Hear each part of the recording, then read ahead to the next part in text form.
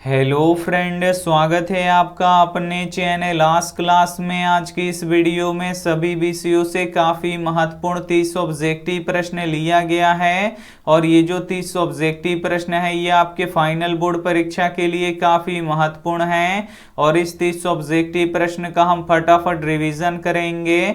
तो एक भी प्रश्न आप लोग स्किप मत कीजिएगा, वीडियो को प्लीज़ आप लोग शुरू से लेके अंत तक देखिएगा और चैनल को अभी तक आप सब्सक्राइब नहीं किए हैं तो चैनल को सब्सक्राइब कर लीजिएगा और सब्सक्राइब करने के बाद एक बेल आइकन आता है तो बेल आइकन को दबा के ऑल पे कर लीजिएगा ताकि जब भी लाइव क्लास हो तो आपके पास नोटिफिकेशन पहुंचता रहे।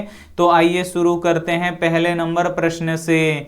तो पहला नंबर प्रश्न है कि इथाइल अल्कोहल किस प्रकार के श्वसन में बनता है। ए ऑप्शन है वायवीय श्वसन में, बी ऑप्शन है अवायवीय श्वसन में, सी ऑप्शन है दोनों में, डी ऑप्शन है इनमें से कोई नहीं। तो यहाँ पे आपको बताना है कि इथाइल अल्कोहल किस प्रकार के श्वसन में बनता है। तो अवायवीय श्वसन में बनता है, इसे आपको याद रखना है। यहाँ पे बी वाला ऑप्शन बिल्कुल ही सही हो जाएगा।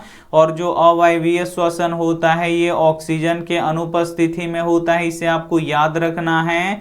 और जो वायवीय श्वसन होता है ये ऑक्सीजन के उपस्थिति में होता है, तो ये भी साथ में आपको याद रखना है। आइए देखते हैं अगला प्रश्न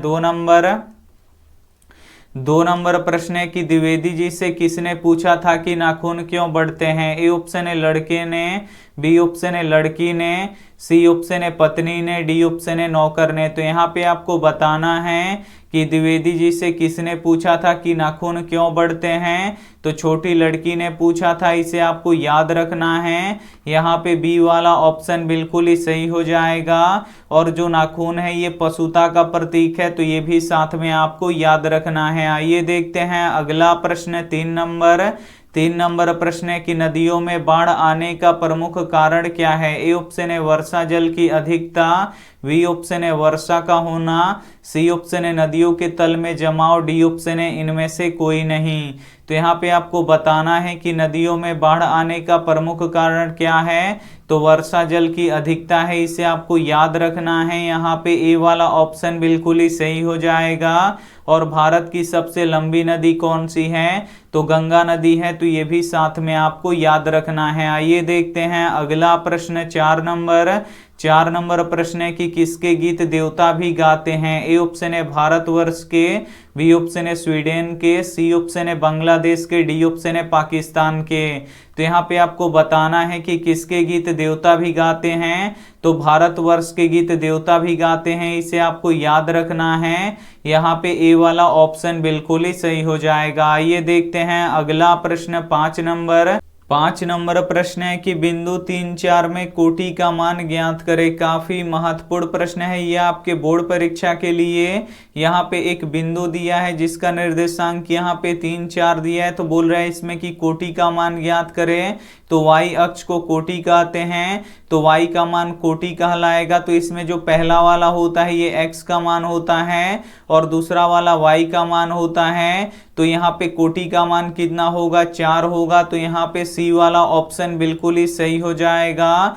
काफी महत्वपूर्ण 30 ऑब्जेक्टिव प्रश्न का हम फटाफट रिवीजन कर रहे हैं, तो एक भी प्रश्न आप लोग स्किप मत कीजिएगा। वीडियो को प्लीज आप लोग शुरू से लेके अंत तक देखिएगा और वीडियो को अभी तक आप लाइक नहीं किए तो प्लीज आप लोग वीडियो को लाइक कर दीजिएगा। और अभी तक आप हमारे व्हाट्सएप ग्रुप में नहीं जुड़े हैं तो ये हमारा व्हाट्सएप नंबर है, इस पे आपको बोल देना है कि सर हमें ग्रुप में जोड़ना है, तो हम आपको ग्रुप में जोड़ देंगे। आइए देखते हैं अगला प्रश्न 6 नंबर प्रश्न है कि पौधों में जल तथा खनिज लवणों की परिवहन किस दिशा में होती है। ए ऑप्शन है केवल ऊपर की ओर, बी ऑप्शन है केवल नीचे की ओर, सी ऑप्शन है दोनों ओर, डी ऑप्शन है इनमें से कोई नहीं। तो यहाँ पे आपको बताना है कि पौधों में जल तथा खनिज लवणों की परिवहन किस दिशा में होता है। तो केवल ऊपर की दिशा में होता है, इसे आपको याद रखना है। यहाँ पे ए वाला ऑप्शन बिल्कुल ही सही हो जाएगा। और जल तथा खनिज लवणों का परिवहन कौन करता है,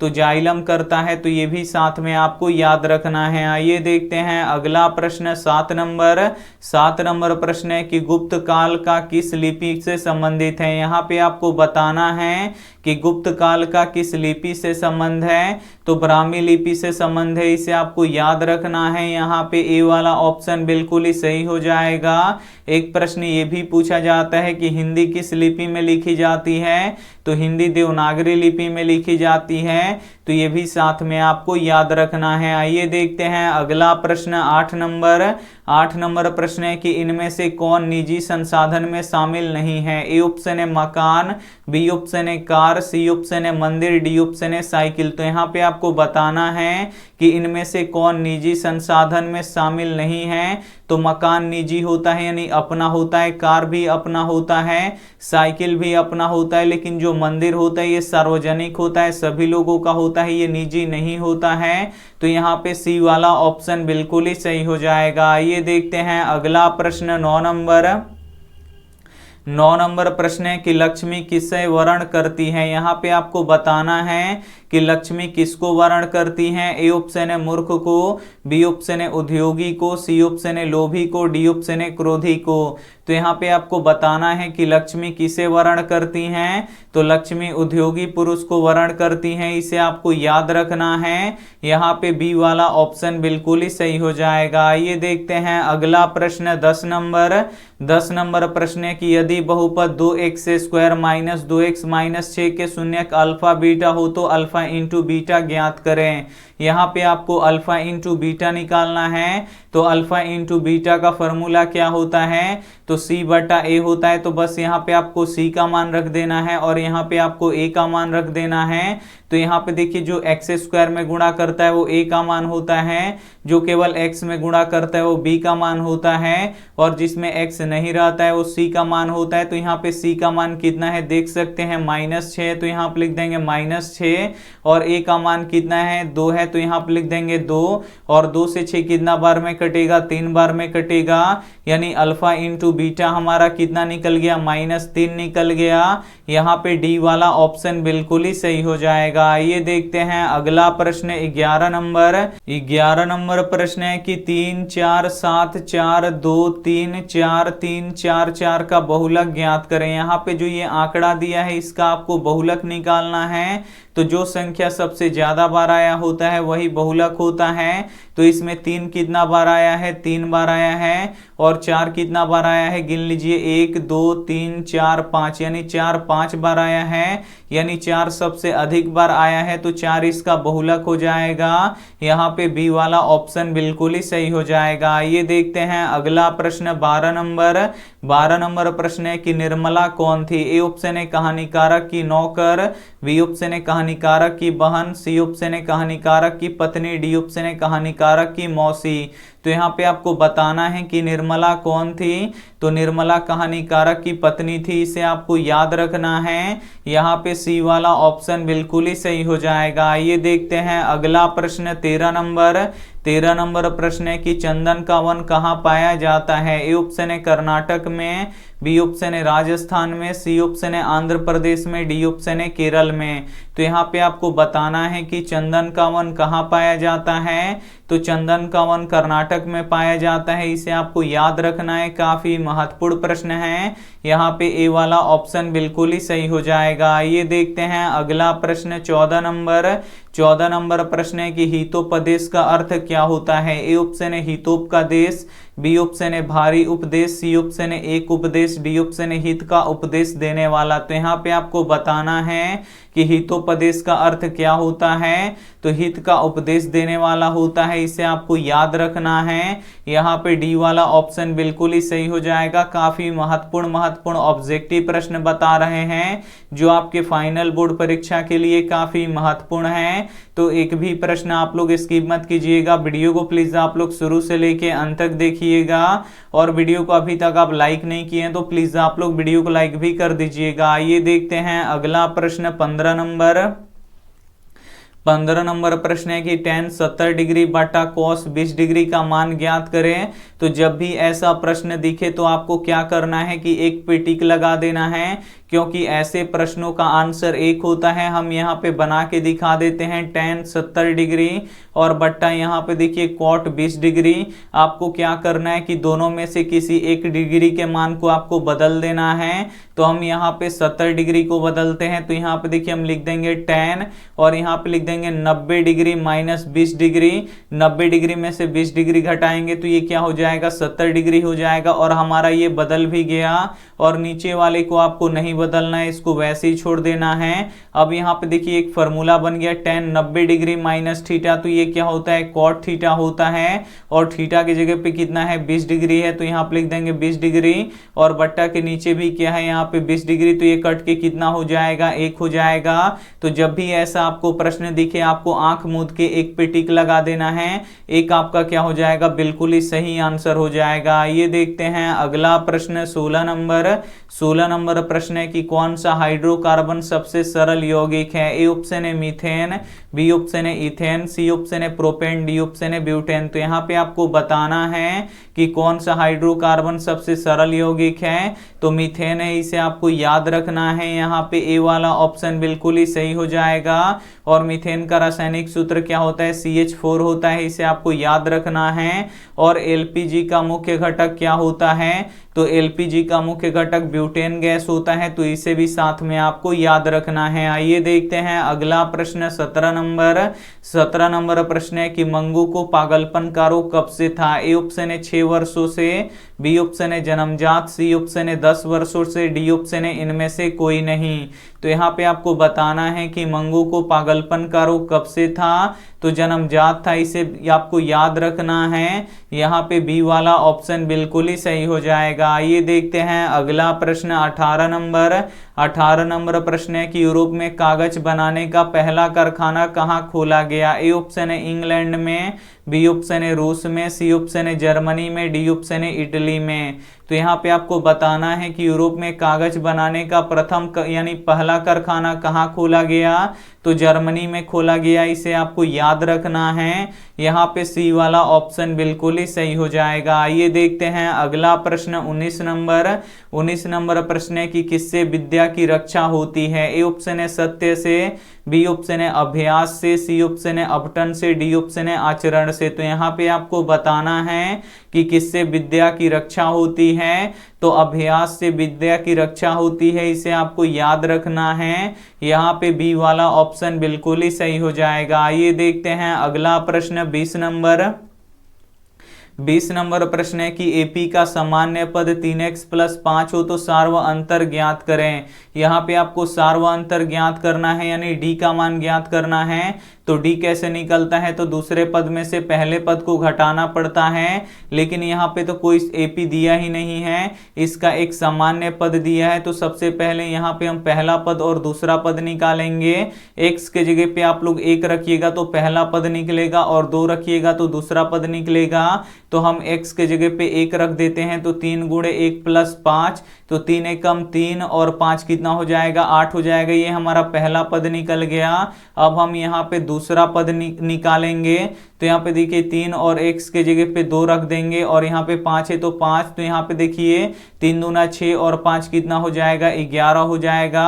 अब आपको d निकालना है, तो d कैसे निकलता है, तो दूसरे पद में से पहले पद को घटाना पड़ता है। तो दूसरा पद है 11 और पहला पद है 8, घटा लीजिए। 11 में से 8 घटेगा तो कितना बचेगा, 3 बचेगा। तो 3 आपका क्या हो जाएगा, सार्व अंतर हो जाएगा। यहाँ पे सी वाला ऑप्शन बिल्कुल ही सही हो जाएगा। ये देखते हैं अगला प्रश्न 11 नंबर प्रश्न है कि मैग्नीशियम आवर्त सारणी के किस वर्ग में है। ए ऑप्शन है प्रथम वर्ग में, बी ऑप्शन है वर्ग 2 में, सी ऑप्शन है वर्ग 12 में, डी ऑप्शन है वर्ग 13 में।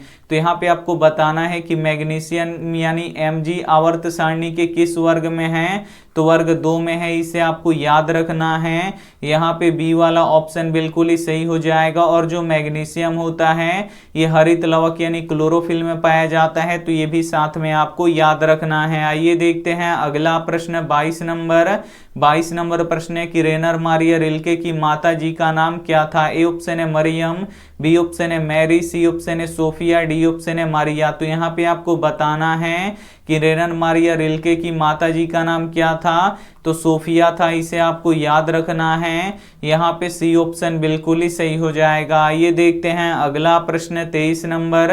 23 नंबर प्रश्न है कि विगत वर्षों के अंतर्गत बिहार में किस क्षेत्र में सर्वाधिक विकास हुआ है। ए ऑप्शन है कृषि क्षेत्र का, बी ऑप्शन है औद्योगिक क्षेत्र का, सी ऑप्शन है सेवा क्षेत्र का, डी ऑप्शन है इनमें से कोई नहीं। तो यहाँ पे आपको बताना है कि विगत वर्षों के अंतर्गत बिहार में किस क्षेत्र का सबसे अधिक यानी सर्वाधिक विकास हुआ है, तो सेवा क्षेत्र का हुआ है। इसे आपको याद रखना है। यहाँ पे सी वाला ऑप्शन बिल्कुल ही सही हो जाएगा। और जो सेवा क्षेत्र होता है ये तृतीय क्षेत्र में आता है, इसे आपको याद रखना है। और जो औद्योगिक क्षेत्र होता है ये द्वितीय क्षेत्र में आता है। और जो कृषि क्षेत्र होता है ये प्राथमिक क्षेत्र में आता है। तो ये भी साथ में आपको याद रखना है। आइए देखते हैं अगला प्रश्न 24 नंबर।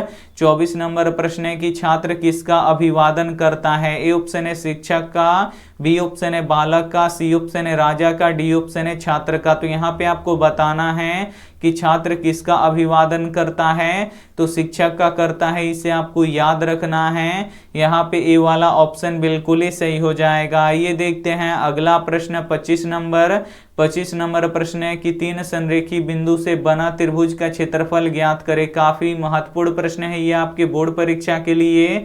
यहाँ पे आपको बताना है कि तीन संरेखी बिंदु यानी तीन एक ही सीध में अगर बिंदु हो तो इससे बना त्रिभुज का क्षेत्रफल ज्ञात करें। तो जब तीनों बिंदु संरेखी होगी यानी एक सीधी रेखा में होगी तो इससे त्रिभुज नहीं बनेगा। और जब त्रिभुज बनेगा ही नहीं तो इसका क्षेत्रफल नहीं निकलेगा, यानी इसका क्षेत्रफल कितना होगा, 0 होगा। यहाँ पे ए वाला ऑप्शन बिल्कुल ही सही हो जाएगा। ये देखते हैं अगला प्रश्न 26 नंबर। 26 नंबर प्रश्न है कि निम्न में से कौन चालक है। ए ऑप्शन है चीनी मिट्टी, बी ऑप्शन है अभ्रक, सी ऑप्शन है कांच, डी ऑप्शन है एल्यूमिनियम। तो यहाँ पे आपको बताना है कि कौन चालक है। तो चालक किसे कहते हैं, तो जिससे विद्युत धारा प्रवाहित होता है उसे चालक कहते हैं। और जो एल्यूमिनियम होता है ये विद्युत का चालक होता है। यहाँ पे डी वाला ऑप्शन बिल्कुल ही सही हो जाएगा। और यहाँ पे जितना भी बिजली का तार होता है वो एल्यूमिनियम का बना होता है। तो ये भी साथ में आपको याद रखना है। आइए देखते हैं अगला प्रश्न 27 नंबर।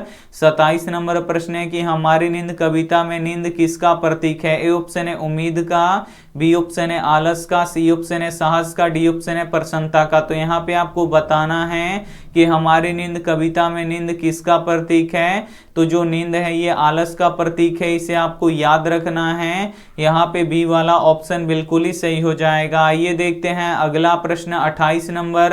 28 नंबर प्रश्न है कि रेशम कीड़ा पालन क्या कहलाता है। ए ऑप्शन है सेरीकल्चर, बी ऑप्शन है रेशम कल्चर, सी ऑप्शन है पीसी कल्चर, डी ऑप्शन है तीसी कल्चर। तो यहाँ पे आपको बताना है कि रेशम कीड़ा पालन क्या कहलाता है, तो सेरीकल्चर कहलाता है। इसे आपको याद रखना है। यहाँ पे बी वाला ऑप्शन बिल्कुल ही सही हो जाएगा। आइए देखते हैं अगला प्रश्न 29 नंबर।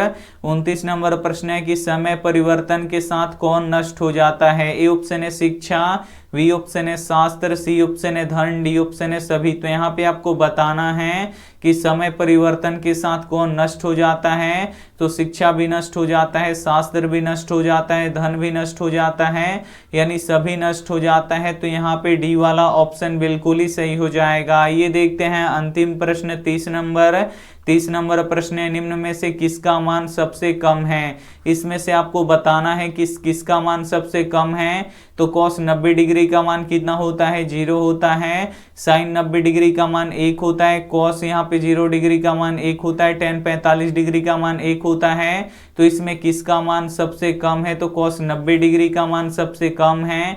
तो यहाँ पे ए वाला ऑप्शन बिल्कुल ही सही हो जाएगा। ये देखते हैं होमवर्क प्रश्न और इसका जवाब आपको कमेंट बॉक्स में देना है कि यदि थीटा बराबर 30 डिग्री हो तो 2 cos 2 थीटा का मान ज्ञात करें। ए ऑप्शन है 2, बी ऑप्शन है 1, सी ऑप्शन है 4, डी ऑप्शन है 5, तो जो भी ऑप्शन आपको सही लगे वो आप हमें कमेंट करके जरूर बताइएगा। और वीडियो को अभी तक आप लाइक नहीं किए तो प्लीज आप लोग वीडियो को लाइक कर दीजिएगा, अपने दोस्तों के पास इस वीडियो को जरूर शेयर कीजिएगा। और चैनल को अभी तक आप सब्सक्राइब नहीं किए हैं तो चैनल को सब्सक्राइब कर लीजिएगा।